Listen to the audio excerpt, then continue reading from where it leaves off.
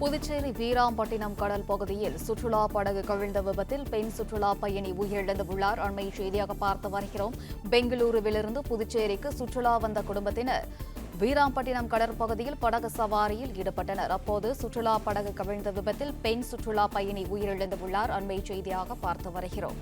கூடுதல் விவரங்களை வழங்குகிறார் செய்தியாளர் சண்முக சுந்தரம். சண்முகம், வணக்கம். என்ன நடந்தது? வணக்கம். பெங்களூரு பகுதியைச் சேர்ந்த விஜய் என்பவர் தனது மனைவி சோனியா மற்றும் குழந்தைகளுடனும் அவருடைய மைத்துனருடன் நேற்று புதுச்சேரிக்கு சுற்றுலா வந்துள்ளனர்.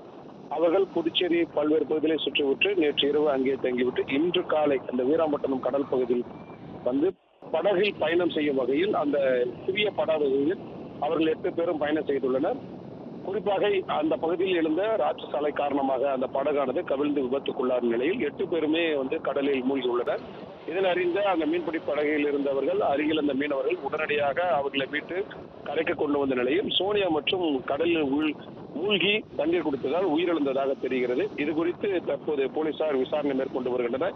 அரியாக்குப்பம் போலீசார் அளித்த தகவல் அடிப்படையில் அந்த போலீசார் உடலை கைப்பற்றி பிரேத பரிசோதனைக்காக தற்போது அரசு மருத்துவமனைக்கு அனுப்பி வைத்து சிகிச்சை அளித்து வருகின்றனர்.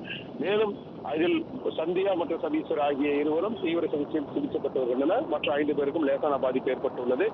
அவர்களும் லேசான சிகிச்சை அளிக்கப்பட்டு தற்போது விசாரணை மேற்கொண்டு வருகின்றனர்.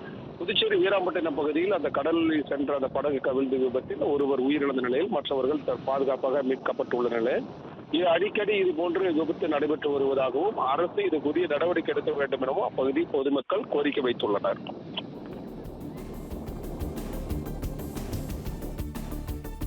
விவரங்களுக்கு நன்றி சண்முகம்.